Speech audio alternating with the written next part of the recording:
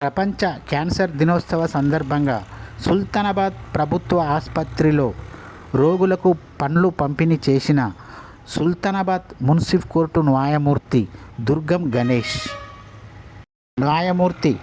గణేష్ మీడియాతో మాట్లాడుతూ, ప్రపంచ క్యాన్సర్ దినోత్సవం సందర్భంగా సుల్తానాబాద్ పట్టణంలో ఉన్న ప్రభుత్వ ఆసుపత్రి యందు ఈరోజు పేషెంట్లకు పండ్లు పంపిణీ చేశాము. ప్రజలందరూ క్యాన్సర్ పట్ల అప్రమత్తంగా ఉండాలని, సిగరెటు, తంబాకు వలన ఎక్కువ క్యాన్సర్ వచ్చే అవకాశాలు ఉన్నాయని, మహిళల్లో కూడా క్యాన్సర్ వచ్చే అవకాశాలు ఉన్నాయని, ఎవరికైనా ఎలాంటి అనుమానం వస్తే వెంటనే ప్రభుత్వ ఆసుపత్రిని సంప్రదించాలని, ప్రభుత్వ ఆసుపత్రిలో పరీక్షలు చేయించుకోవాలని అన్నారు. ప్రతి ఒక్కరూ జాగ్రత్తలు పాటించాలని అన్నారు.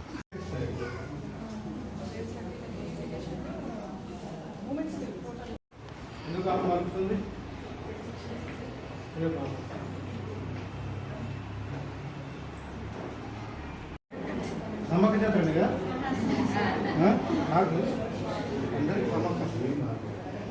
ఎందుకంటే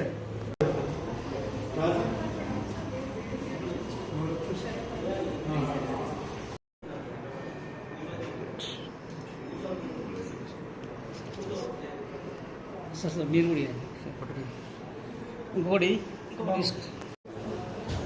సార్తో తీసుకోమ్మా. మళ్ళీ గర్భాశయ ముఖ ద్వారా క్యాన్సర్లు అవుతున్నాయి. అవి నీట్గా ఉండకపోతే అటువంటి క్యాన్సర్లు అవుతున్నాయి. మనం అది కేరళ పోయే వాళ్ళకి ఉంటాయి. ఆడవాళ్లకు రొమ్ముకు సంబంధించిన క్యాన్సర్ వస్తుంది, గర్భాశయానికి సంబంధించిన క్యాన్సర్లు వస్తాయి. కొందరికి మీకు ఎవరికైనా చెప్తే కొంచెము నామోషిగా భావిస్తారని, ఫలానా వాళ్లకు రొమ్ము క్యాన్సర్ వచ్చిందని భావిస్తారని ఎవరు చెప్పట్లేదు. చాలామంది ఇలానే చనిపోతున్నారు.